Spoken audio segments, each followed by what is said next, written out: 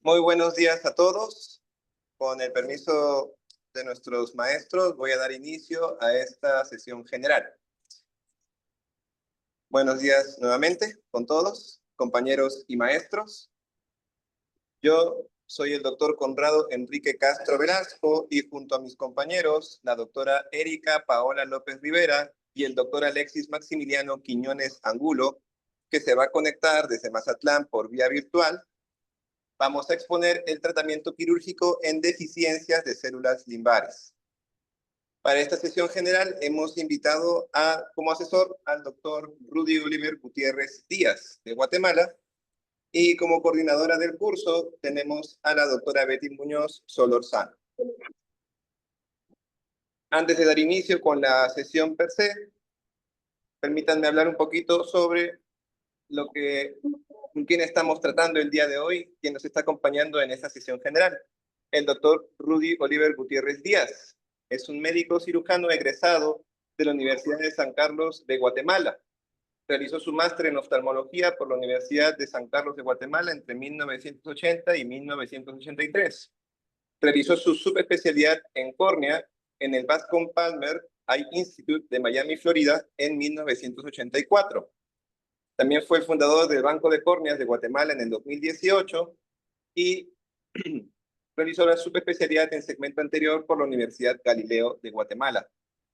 Actualmente dispone y ejerce también como coordinador de posgrados de oftalmología en la Universidad Galileo, de las que se integran el Instituto Panamericano contra la Ceguera de Guatemala, el Instituto Guillermo Ábalos Ursúa aquí en Guadalajara, Oftalmosalud en Lima, Perú, y Oftavisión en Montemorelos, México.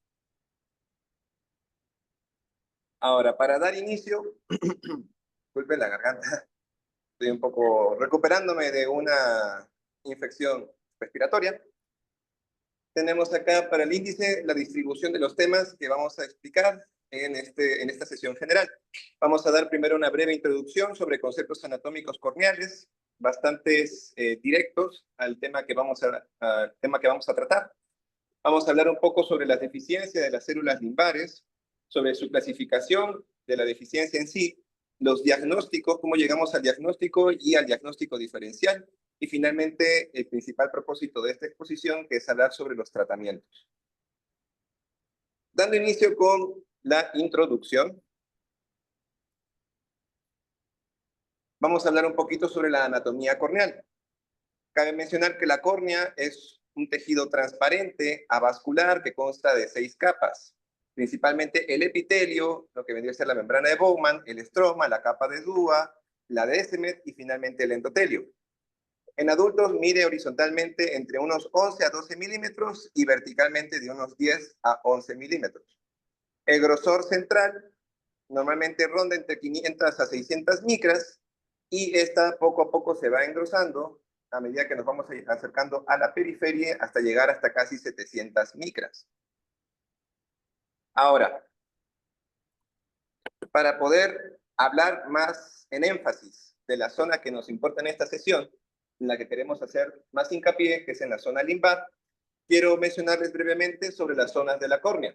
Disponemos de 4 zonas principales: una zona central, una zona paracentral, una zona periférica y una zona limbar. En la zona central es la zona más esférica de la córnea, y a medida que nos vamos a ir alejando de la parte central a las partes más periféricas, vamos a ir viendo un aplanamiento de la córnea, que es lo que se conoce como una córnea prolata, que es una córnea normal, en la que el centro es más esférico y a medida que nos vamos yendo a la periferia se va volviendo más plana. La zona central es de aproximadamente 1 a 3 milímetros, de 1 a 3 milímetros. La zona paracentral ya hay cierto grado de aplanamiento. Estamos hablando de que en la parte del anillo interno ya tiene un diámetro aproximado de unos 3 a 4 milímetros, y en la parte más externa ya llegamos a unos 7 a 8 milímetros. Pasamos a la zona periférica, y la zona periférica ya es la zona con mayor aplanamiento de toda la córnea, así como también el área con mayor asfericidad. Es en esta misma zona también que dispone de diámetros aproximadamente de 11 milímetros. Y ya la última zona que quería mencionar era la zona limbar, que es la zona de unión entre lo que vendría a ser la córnea transparente y ya la esclerótica. Antes había mencionado sobre las capas de la córnea.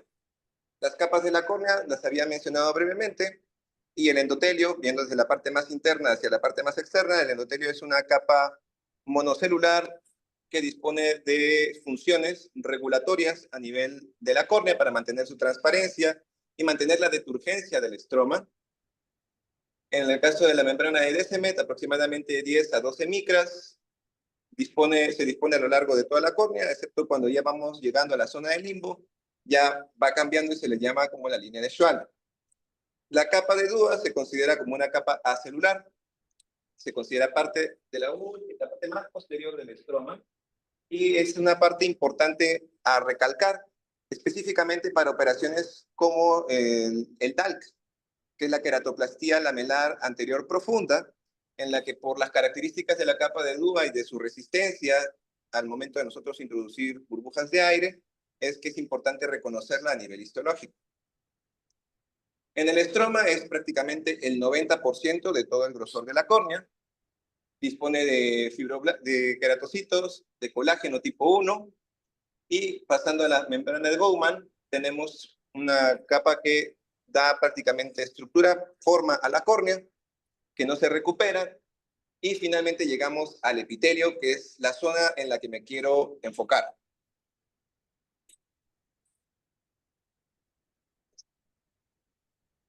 Con el epitelio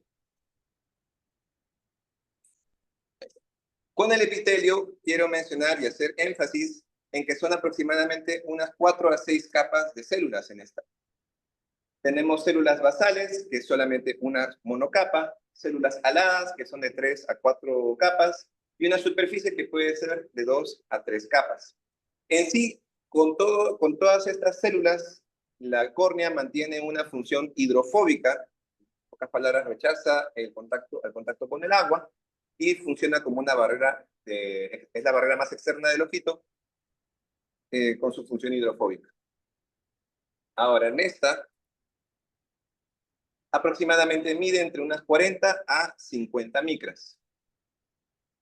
Ahora sí, hablando sobre el limbo corneal, como ya lo había mencionado antes en las zonas de la córnea, es una zona de transición entre la córnea transparente y la esclerótica opaca. Ahora, en esta misma zona se encuentra una estructura muy importante que se llaman las empalizadas de Vogt, como podemos verlas en esta imagen de aquí. Ahí.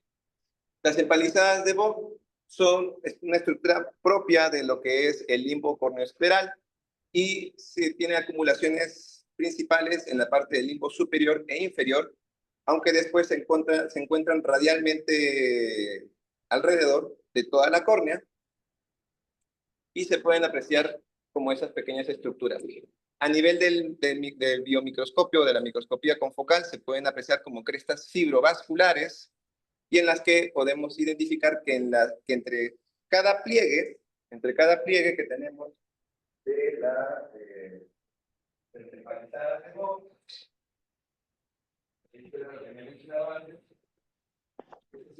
las empalizadas se encuentran alrededor de todo el ojito, y entre estos pliegues,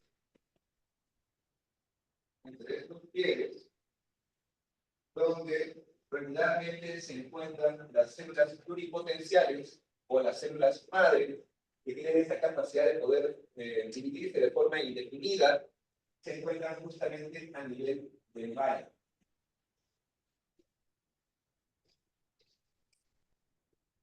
Esto lo explicaré un poquito mejor con otra imagen que tengo más adelante, pero quiero que se vaya acentuando o identificando la idea que quiero decir, de que las empalizadas de Vogt son muy importantes porque en ellas vamos a encontrar justamente las células limbares, que van a ser las que van a producir el mantenimiento, a final de cuentas, de la superficie corneal. Ahora, en las empalizadas de Vogt, y ahí está lo que mencionaba, esta es una imagen con microscopía confocal, que son las crestas fibrovasculares, tenemos que identificar una zona que se llama el nicho limbar. En este nicho limbar no solamente se encuentran las células madre, sino también se encuentran células dendríticas, linfocitos T, melanocitos, vasos sanguíneos y nervios. Ahora, en este nicho limbar dispone una parte anterior y una parte posterior. En esa imagen, como mencionaba, donde se encuentran en el valle las células madres, se encuentran un poco más posterior. Es justamente en esta zona donde se les da mantenimiento a las células madre. Y en la parte más anterior es donde sucede ya la diferenciación de las células y se produce el fenómeno de la reepitelización. Es por eso que quiero hablarles también sobre la teoría del mantenimiento corneal del XYZ. La teoría del mantenimiento corneal XYZ, en pocas palabras, se basa en la salida de las células madres desde la parte de las empalizadas de Bohr, y que después cambian su nombre tras ser ligeramente diferenciadas en células solidificadoras transitorias que van poco a poco avanzando hacia la parte de forma centrípeta, hacia la parte central de la córnea, y después sufren de una serie de diferenciaciones que obligan a las células a ocupar la parte anterior de la córnea y finalmente llegar a la descamación. Eso, en pocas palabras, y para que se me pueda entender mejor, puse esta imagen en la que evidenciamos que el X vendría a ser la proliferación de las células basales y una migración anterior, hacia adelante. La Y es, en cambio, la migración centrípeta que siguen las células al momento de poco a poco diferenciarse. Y, por último, llegamos a la parte Z, que ya es básicamente la descamación de las células epiteliales ya diferenciadas como parte de un ciclo final de mantenimiento continuo. Por lo tanto, para mantenerse así la córnea sana, tiene que cumplir con esta nomenclatura, con esta operación, en el que básicamente una córnea va a persistir sana si es que se mantiene el X más el Y es igual a Z. Ahora, si en algún momento sufrimos, porque hay múltiples causas y las vamos a ver también un poco y las vamos a mencionar en la parte 2 de deficiencia de células limbares, si llega a haber alguna alteración en estas empalizadas de Bohr o en la producción de las células madre o hay algo que las pueda cambiar, va a sufrir de un proceso o de una enfermedad que se conoce como la deficiencia de células limbares. Ahora, ¿qué es exactamente eso? La deficiencia de células limbares es los casos en los que las células madres en el limbo corneal no funcionan correctamente o están dañadas, impidiendo la renovación y reparación adecuadas del epitelio corneal. La deficiencia por células madres puede tener múltiples causas, puede ser hasta divididas en congénitas y adquiridas, siendo más frecuentemente las adquiridas. Y en esto me he querido basar en esta clasificación etiológica que encontré en un artículo. Este esquema lo realicé yo en un aplicativo llamado CIMAP Tools. Traté de ponerlo de la forma más concisa posible para poder presentárselos. Y quise dividirlos primero en adquiridas y en congénitas. En la parte de adquiridas también se subdivide en no inmunológicas y las inmunológicas. Y dentro de las no inmunológicas, las más importantes, traumas directos sobre el área del limbo corneal, quemaduras químicas, quemaduras térmicas. En el caso de iatrogénicas, en el momento de que se haya operado a un paciente y se haya tenido contacto cerca al área limbar, y puede ser que nos hayamos llevado a las células madre en ese proceso en el que vamos operando, o también como pacientes usuarios de lentes de contacto que no siguen las indicaciones que les damos, utilizan el lente de contacto por mucho tiempo, y eso puede ir también generando daños a nivel de las empalizadas de Bohr. La toxicidad por medicamentos, al momento de utilizar la mitomicina C, el 5-fluoruracilo, en el caso de infecciones severas en las que ya ha habido una severa inflamación alrededor del limbo corneal e incluso áreas que hayan producido necrosis, pueden hacer que en el momento de su recuperación tengamos daños en la zona del limbo corneoescleral. Y a nivel inmunológico, los principales representantes, la reacción exagerada del cuerpo ante una noxa, como podría ser el Steven Johnson y la necrólisis epidérmica tóxica. Por la parte de las congénitas y hereditarias, tenemos una lista de enfermedades que pueden dar justamente la deficiencia de células limbares. pero a mí me gustaría hacer un poquito de énfasis en la aniridia, que me pareció un poco más interesante de explicar, ya que la aniridia sufre de una alteración del gen PAX6 y se asocia muchas veces con hipoplasia de, del nervio óptico o también de la zona macular y el desarrollo de glaucoma de forma secundaria. Y muchas veces en estos pacientes, en un inicio, no presentan síntomas. A lo largo, poco a poco va pasando el tiempo y de lo que parecía ser una córnea normal, comienzan a aparecer opacificaciones que poco a poco pueden generar pérdida de la visión constante y progresiva en el paciente. Ahora, hablando sobre la clasificación, el LSCD es la misma enfermedad, es el Limbal Stem Cell Disease, solamente son las siglas en inglés. La clínica de estos pacientes en general hablan sobre molestias a nivel ocular, dolor, fotofobia, disminución de la visión en los casos más graves. Y ya en estos casos más graves, justamente, podemos ver aplanamiento de las palizadas de Vogt y ya lo que se conoce como la conjuntivalización de la córnea y, por último, la neovascularización de la misma. En esta imagen tenemos áreas focales resaltadas con tinción de fluoresceína. Y acá les traje esta comparación que me encontré en un artículo. Me pareció bastante explicativo. Es la comparación de un ojo sano, como lo podemos ver en su estructura general externa, las empalizadas de Vogt con las crestas fibrovasculares que mencionaban, todo bien dispuesto. Y en cambio, en enfermedades de células limbares, pues ya encontramos que la córnea se poco a poco va pacificando con áreas de neovascularización, y cuando hacemos un zoom sobre la área que se encuentra las empalizadas de Vogt, encontramos un área irregular donde no encontramos características normales en comparación a la anterior. Ahora, a mí me pareció interesante esta imagen también, que es una microscopía confocal in vivo de la zona de transición entre el epitelio corneal conjuntivalizado y un epitelio normal. Para poder verlo mejor, que exactamente en esta área de imagen A hablamos del epitelio corneal normal. Y en esta sección, el epitelio corneal conjuntivalizado.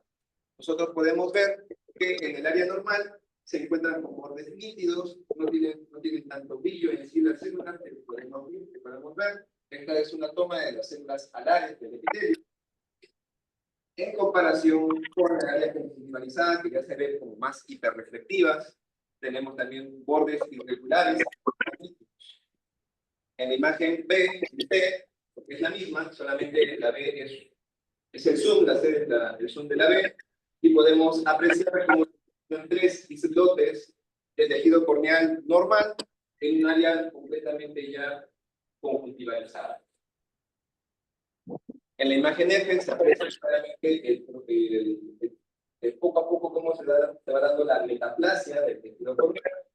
Y a nivel de los nervios corneales subbasales, puse, por ejemplo, aquí en la G, un epitelio corneal normal, en la que no deberían de haber alteraciones, y el H, ya comenzamos a ver una zona sana y una zona que ya está conjuntivalizada.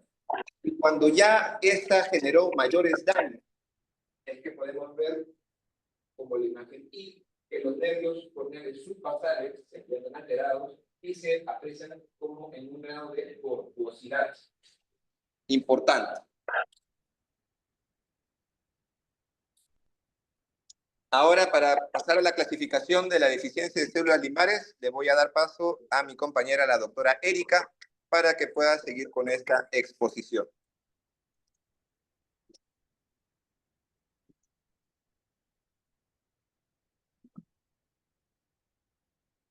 Buen día. Voy a seguir yo hablando acerca de la clasificación de células limbares. Voy a ser un poco breve, ya que nuestro objetivo meramente en esta clase y en esta sesión es la parte quirúrgica, meramente. Entonces vamos a hablar un poquito acerca de esta clasificación y se va a clasificar según la extensión de la deficiencia en total y en parcial. Y les puse unas imágenes que me parecieron muy bonitas, cómo se explica de esta manera. Podemos ver en la letra A y en la imagen de la letra B cómo está una córnea totalmente sana con un epitelio normal. Claramente en la imagen B podemos notar, no sé si se ve bien o si de repente con esta luz apagada se verá mejor. No sé si alguien me ayuda. Gracias, doctora. Sí se ve un poco mejor. En la imagen de la letra B podemos ver que esta córnea no capta tinción y cómo se ve ese epitelio totalmente normal. Luego nos vamos a las dos imágenes que siguen abajo, en la letra C y en la letra D. En la letra C logramos ver un área superior donde esta ya presenta una conjuntivalización de la córnea. Y en la letra D ya logramos ver cómo esta sí va captando la fluoresceína, de la cual nos apoyamos para poder dar un diagnóstico adecuado. Luego nos vamos a la letra E y la letra F, que claramente son las que están, pues, una córnea más afectada, en una etapa más avanzada, en la cual existe en la letra F, podemos ver una tinción tardía y vamos a ver cómo esta córnea se ve como un tejido como más adelgazado y podemos ver una epiteliopatía en espiral que es muy característica en estos casos. Y esta zona por acá se ve muy bonito. Ok, luego vamos a seguir con la estadificación. Tenemos este método muy fácil para poder dar una estadificación. Se va a dividir en etapas 1, 2 y 3 y estas a su vez se van a subdividir. En la etapa 1 podemos ver que este es un epitelio corneal normal dentro de la zona central, pero hay afectación meramente de la zona limbar. Y esta se va a subdividir en A, B y C. En la letra A, todos estos van a tener esta zona central de 5 milímetros respetada. En la letra A vamos a ver una afectación de menos del 50% del limbo total. En la letra B podemos ver que hay una afectación de más del 50%, pero menos del 100% de compromiso limbar. Y en la etapa 1C vamos a ver un 100% de afectación limbar. Luego, si nos vamos a la etapa número 2, igual esta se va a dividir en A y B. En la etapa 2, ¿qué es lo que va a pasar? ¿Cuál es la diferencia entre la etapa 1 y la 2? Que ya esos 5 milímetros centrales de la córnea no van a estar respetados. Entonces, en la 2A, esto va a tener igual menos del 50% de afectación limbar. Y en la letra B, que va a ser la 2B, va a tener más del 50%, pero menos del 100% de compromiso limbar. Y en la etapa 3, que ya es un estadio muy avanzado, vamos a ver que toda la superficie de la córnea va a estar afectada. Ahora nos vamos con signos clínicos, unos signos clínicos muy claros. Signos clínicos muy claros de afectación de células limbares. Podemos ver en la imagen A y en la imagen B una neovascularización corneal de 360 grados. En la imagen B podemos ver también signos de inflamación crónica. En la imagen C vamos a ver cómo se ve claramente pues una presencia de tinción tardía con fluoresceína, y en la letra D tenemos aquí un corte, perdón, no es un corte histológico, es un resultado de una citología por impresión corneal en el cual ya hay presencia de células caliciformes. Ahora, el diagnóstico. Se puede hacer diagnóstico de varias maneras y lo que más vamos a utilizar van a ser primero los signos y síntomas, que son los que ya habló mi compañero Conrado, ya les hablé yo también de signos. Entonces, meramente el hallazgo típico de cambios conjuntivales en la córnea adyacente al limbo. Meramente va a ser la observación del cuadro clínico y una evaluación adecuada del paciente. También de esta manera, como les había mencionado anteriormente, nos vamos a ayudar de las tinciones, específicamente nos ayudamos de la tinción con fluoresceína. Además de eso, podemos encontrar evidencia citológica en el cual se va a realizar una citología por impresión corneal. Esta, ¿qué resultado nos va a dar esta citología por impresión corneal? Va a ser la presencia de células caliciformes. Esta presencia de células caliciformes nos va a dar una respuesta clara, la cual va a implicar una conjuntivalización, que este es un signo clave en el diagnóstico, por lo cual esta citología por impresión corneal es el gold standard para el diagnóstico de una deficiencia de células limbares. Ahora, un diagnóstico diferencial. Bien importante, debemos dar un diagnóstico diferencial de estas tres patologías, porque sí se pueden confundir. Tenemos como número 1 una ulceración temprana o una queratitis infecciosa periférica, pues sí, esta puede asemejar una deficiencia de células limbares. Luego, como número 2, un terigión, pues sí, también nos podría confundir, también podría parecerse a una deficiencia de células limbares, y más que todo por la posición en la cual usualmente está el terigión, que va a ser en la posición 9 y en la posición 3, en los meridianos. Y como número 3 tenemos una neoplasia escamosa de la superficie ocular, que esta se puede confundir muy frecuentemente también con una deficiencia de células limbares. Y meramente nos vamos a ayudar para el diagnóstico con la forma que les hablé anteriormente en la diapositiva anterior, y por meramente marcadores de la superficie ocular. Ahora, tratamiento clínico, este solamente lo voy a mencionar, ya que no es nuestro objetivo, como les había dicho anteriormente. Este meramente nos va, primero, identificar qué es lo que me está causando esta deficiencia de células limbares para poder suspender esta causa desencadenante. Luego de esto puede haber tratamiento tópico, esto creo que vamos a tener una clase más adelante, ahí lo vamos a ver. También se puede hacer uso de lentes de contacto esclerales en algunos casos, y en otros también se puede realizar debridamiento. Y vamos a seguir con el tratamiento clínico, que para eso les voy a dejar a mi compañero Max a distancia, que está en Mazatlán conectado, y él va a seguir con la presentación.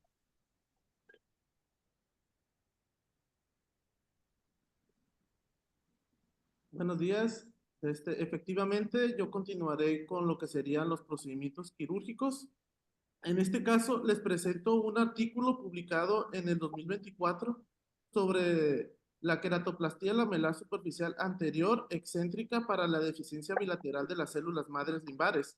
En este estudio se describe una nueva técnica quirúrgica, SALC por sus siglas en inglés, para tratar la opacidad estromal anterior y restaurar la función de las células madres limbares, sin inmunosupresión sistémica. En este se trataron 15 ojos sometidos a SALC entre noviembre de 2018 y octubre del 2021. Max, dame un momento, puedes esperar y ahorita ponemos el audio aquí, por favor.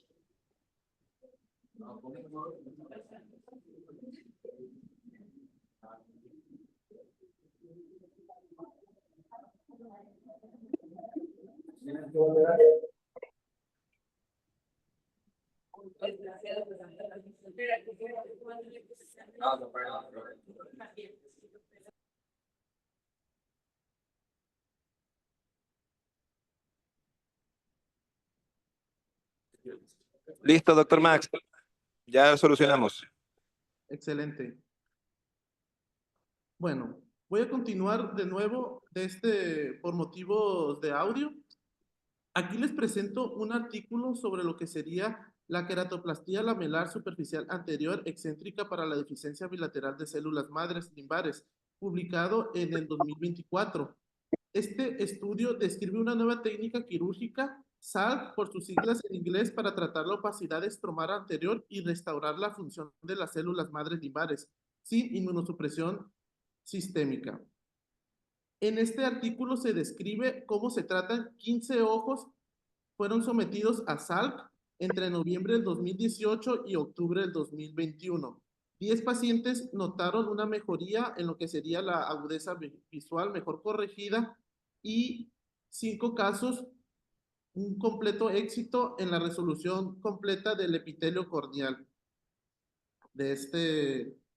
Pero ustedes se podrán preguntar, ¿qué es la queratoplastía lamelar superficial anterior? Más que nada se va a tratar lo que serían las partes superficiales, o sea, el endotelio y parte del estroma, dejando íntegro lo que sería el endotelio. Un poco controversial este tratamiento, pero sigue en investigación. ¿Podemos dar la que sigue, por favor?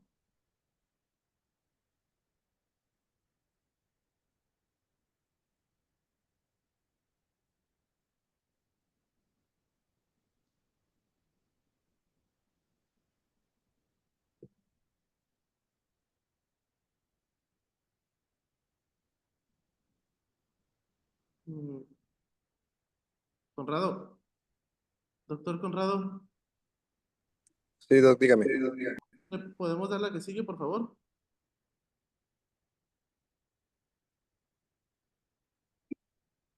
Ahorita lo solucionamos. Por favor.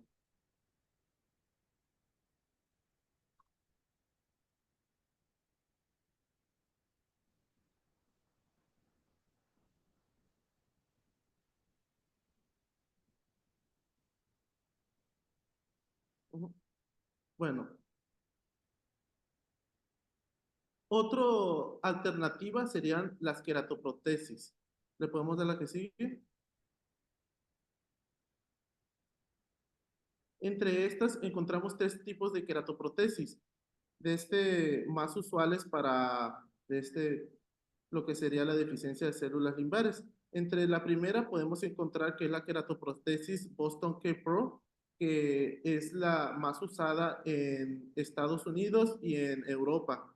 En esta se coloca lo que sería un injerto corneal de un donante, se le realiza un agujero central para que tome forma de donut, lo que sería la córnea, y se le coloca en el centro, en la zona óptica, un tornillo de polimetil metacrilato. En la osteoqueratoprotesis, esta está constituida por un cilindro óptico de polimetil metacrilato de 4 milímetros de diámetro. Está montado en una pieza de canino, o sea, un colmillo de este, y esta ha tenido muy buenos resultados por su alto nivel de biocompatibilidad. En el último contamos lo que sería Mikov, más utilizado en Rusia. Esta consta de tres partes, una parte óptica que sería el material transparente que normalmente es polimetil metacrilato, un anillo posterior de titanio que estabiliza la prótesis y un tejido. A diferencia de lo que sería la queratoprotesis Boston K-Pro, esta no tiene que ser una córnea fresca, puede ser incluso de un tejido autólogo del mismo paciente o incluso de esclera corneal. ¿Le podemos dar la siguiente, por favor? Aquí podemos encontrar lo que sería el modelo de Boston K-Pro. Podemos encontrar lo que sería en la región de la parte izquierda, lo que sería cómo es el entorno, la conformación de lo que sería la prótesis, encontrando el tornillo de polimetil metacrilato en la parte más superficial, que esta va encajada en lo que sería la córnea, que es de un trasplante corneal de 8.5 milímetros y con un hueco en el centro para que tome forma de donut, para que ahí se encaje lo que sería el tornillo. Posteriormente, una placa con agujeros, 16 agujeros lo mencionan las bibliografías para que esto sea una mayor biocompatibilidad. Y en la parte más posterior, un anillo de titanio. ¿Podemos dar la siguiente?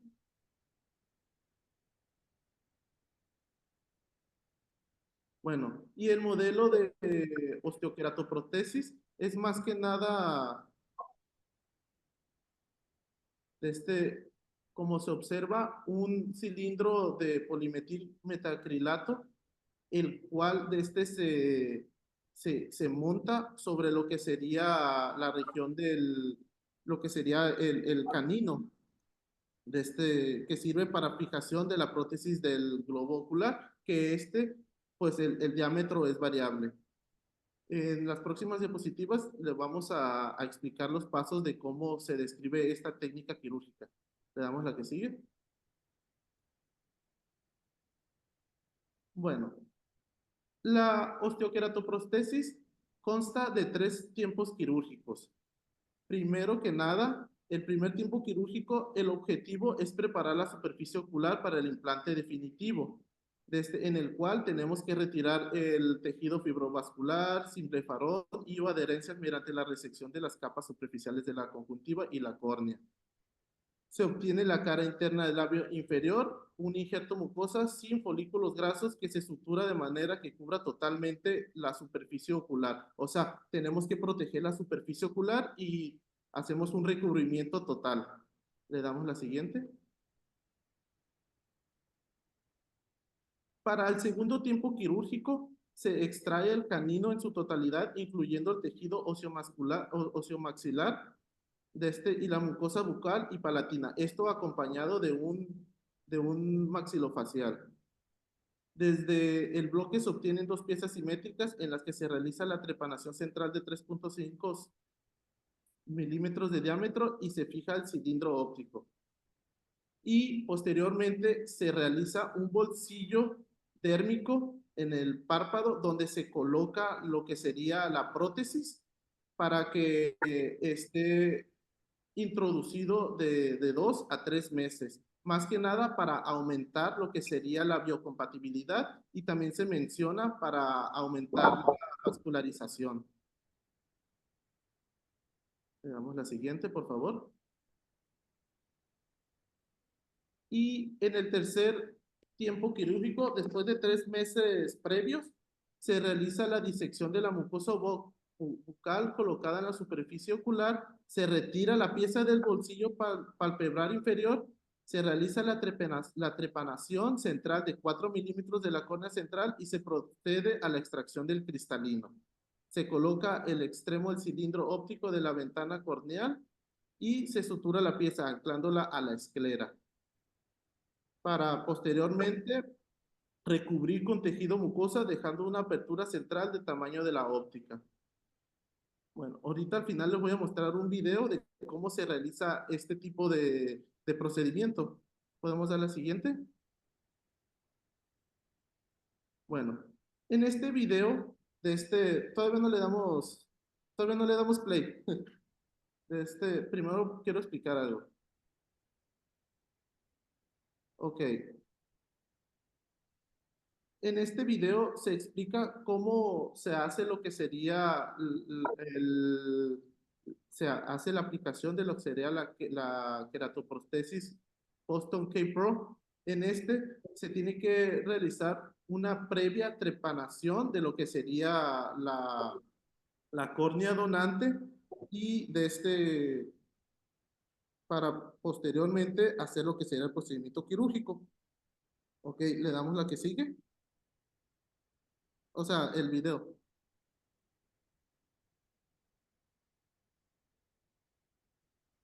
Bueno, aquí como se observa, primero se coloca lo que sería el tornillo de polimetil metacrilato, después se coloca lo que sería, le damos poquito stop. Ok, como se observó en el video, primero se colocó el tornillo de polimetil metacrilato, después se colocó lo que sería la córnea de 8.5 milímetros del donante y como se observa en el video, tiene una región central de o sea, tiene forma como de donut la córnea para posteriormente encajar ahí lo que sería el tornillo. Posteriormente se coloca la placa con los 16 agujeros. Le damos la que sigue.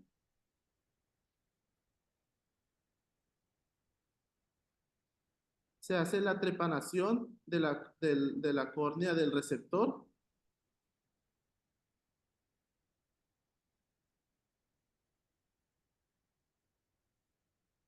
Para posteriormente colocar lo que sería la prótesis.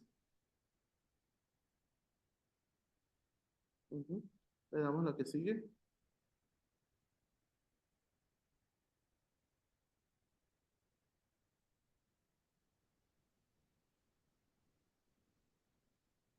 Bueno, dentro de sus complicaciones podemos encontrar extrusión de la prótesis en un 27%, un desprendimiento de retina en un 16% y un glaucoma en un 11% e infecciones hasta en un 8%. Pues, le damos la que sigue.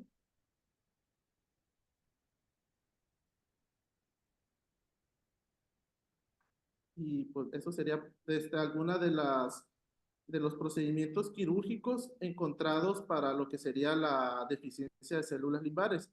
Hay diferentes tipos de tratamientos quirúrgicos que actualmente se están usando y que están en experimentación. Estos fueron algunos que nosotros encontramos y que optamos para presentárselos.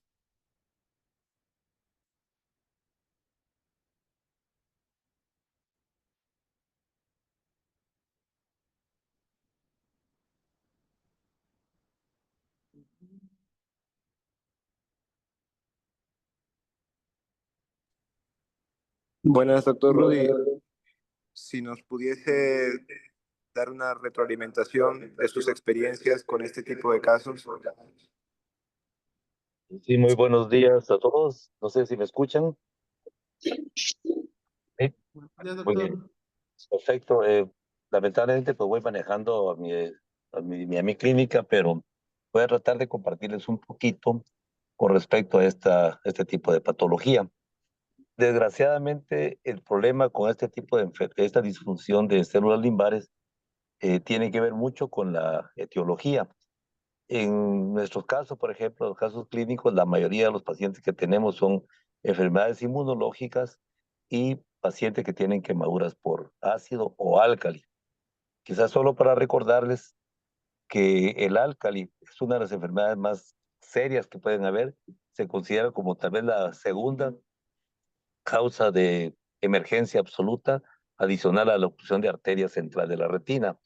Por lo tanto, si no se maneja durante los primeros 15 minutos, se produce tal daño no solo de las células limbares, sino de la córnea, del epitelio, la saponificación y adicionalmente la absorción de mucho de lo que son el material y finalmente con un glaucoma tan severo y la inflamación definitivamente que induce incluso hasta lo que es una tisis bulbi.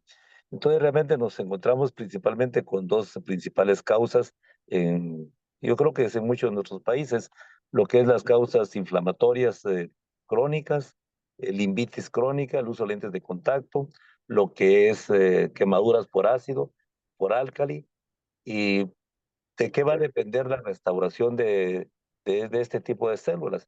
Va a depender de la cantidad o porcentaje de células dañadas.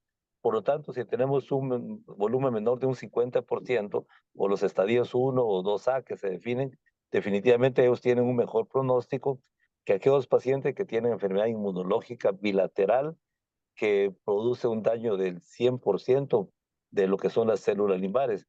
Ahí es realmente donde encontramos el problema. ¿Por qué? Porque al no haber restauración de células limbares, realmente lo que una serie de síntomas que para el paciente son cómodos, entre ellos, por ejemplo, la fotografía que manifiesta feo, rojo, lo que es las sintomatologías excesivas de este tipo de pacientes, y el tratamiento es complejo. El tratamiento no es simple. El paso uno que uno debe dar para arrancar es lo que es el mantenimiento de de lo mejor que se pueda la superficie ocular. ¿Qué significa esto? El taponamiento de los puntos lagrimales, lo que es el uso de lubricantes apropiadamente con alta frecuencia. En algunos pacientes el uso de lentes de contacto terapéuticos, en principio, y en algunas ocasiones el uso de esteroides, especialmente cuando está asociado a problemas inflamatorios crónicos o alergénicos. ¿Cuál es el problema de este tipo de tratamientos? Que si se usan prolongadamente, estamos exponiendo a un paciente a problemas de infección bacteriana. Este tipo de patología de disfunción de células limbares, realmente ese es un problema complejo, porque si el daño es tan severo, no solo se desarrollan úlceras, puede haber perforación, incluso lo que es la ceguera en este tipo de pacientes. Entonces, realmente el manejo, además del paso uno de la superficie ocular, con todo lo que es las lubricaciones, lo que es el tratamiento inmunológico oral o bien tópico, el uso de lentes terapéuticos, el paso siguiente es lo que es la restauración o lo que es la renovación o lo que es la implantación de células madres. Eso realmente es el tratamiento que se debe dar. El problema es qué tipo de trasplante vamos a usar, autólogo o halógeno. Cualquiera de los dos funcionan, aunque el autólogo funciona mejor. Y ahí es donde podemos, si logramos conseguir células, que es lo ideal, células o porciones o nichos de células limbares en el ojo del paciente, pues se pueden hacer perfectamente autoinjertos de conjuntiva con células limbares. Pero si en el caso de que estén afectados los dos ojos, uno puede recurrir a lo que son injertos de mucosa oral, incluso para tratar de restaurar eso, o lo que son la membrana amniótica. Sabemos de que no funcionan 100% en todos los casos porque va a depender de la causa. Lo otro que uno debe considerar adicionalmente, y es algo que estamos tratando de implementar, es lo que es la inyección de células madres a nivel de conjuntiva. No hay una experiencia conmigo hasta el momento muy larga. Empezamos apenas con algunos casos, no tenemos una casuística importante. Y cuando hablábamos de la queratoplastía lamelar superficial, es una técnica que funciona bastante bien. Desgraciadamente, la tasa de rechazo puede ser alta, la tasa de aceptación puede ser alta, pero la idea básica aquí, lo que es el injerto de tejido corneal con células limbares para tratar de reemplazar las que realmente ya no existen. Finalmente, creo yo que el futuro es bueno en el sentido siguiente, que es para mí lo más importante que se está dando, eso es el cultivo de células madres del mismo paciente, de las células que estén sanas, Yo creo que definitivamente con esto vamos a tratar de resolver mucho. No lo estamos haciendo en Guatemala todavía lo que es el cultivo. En Europa sí lo hacen. Probablemente creo que en Estados Unidos también están cultivando células madres limbares del mismo paciente, lo cual hace que esos procedimientos sí puedan tener cierto grado de éxito.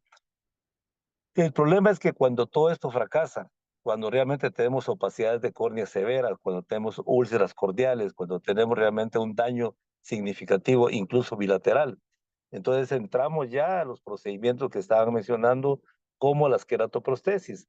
La queratoprostesis es una cirugía que relativamente es fácil hacerla. ¿Cuál es el problema crítico? La tasa de complicaciones es altísima.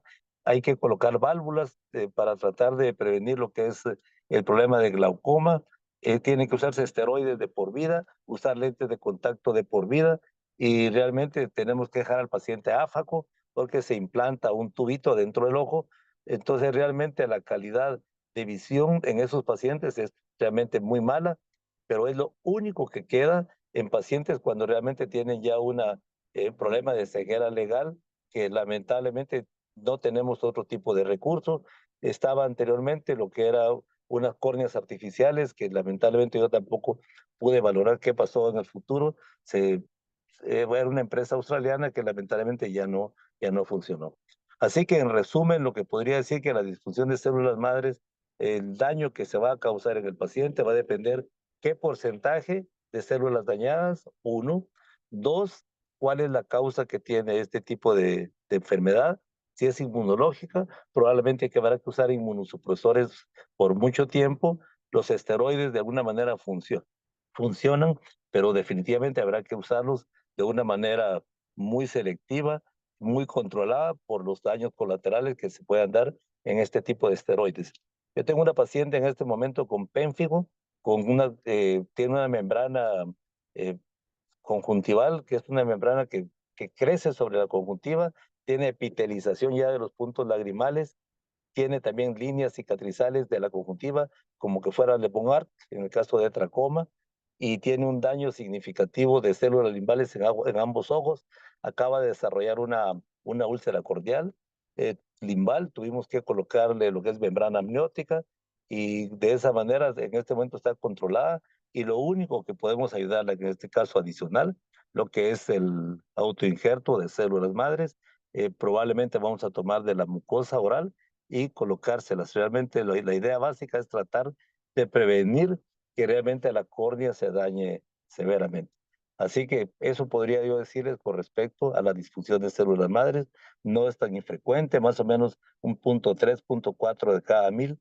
Entonces realmente nos encontramos con una enfermedad que tiene cierto grado de frecuencia y que es mucho más evidente en pacientes que tienen limpitis crónica, usuarios de lentes de contacto, lo que son enfermedades inmunológicas y todos aquellos que están expuestos a accidentes o lo que son quemaduras por ácido o por álcali. Muy bien, y eso es lo que yo podría decir y realmente los felicito porque realmente tocaron el tema bastante bien. Creo que el trasplante de queratoprostesis lo definieron bien.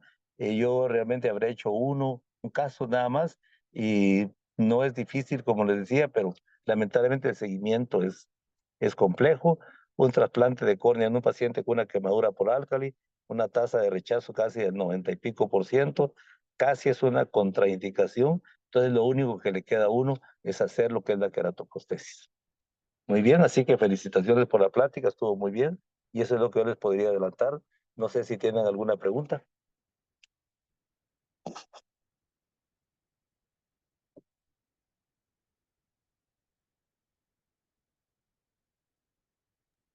Acá estamos con todos nuestros compañeros y le estamos muy agradecidos, doctor, por su participación en esta sesión general. En nombre acá del Instituto Dr. Guillermo Ábalos Ursúa, le agradecemos por su participación. Muy bien, bendiciones a todos y pues a seguir trabajando intensamente. Sé que son un grupo cada vez mucho más eh, dedicado a lo que es la formación académica. También a sus profesores los quiero felicitar porque realmente he visto que cada vez han ido mejorando y cambiando mucho más en términos de lo que es no solo la práctica, sino además la formación académica. Así que felicitaciones, doctora Erika. Gracias por la invitación. Muchas gracias, doctor. Hasta en otra ocasión.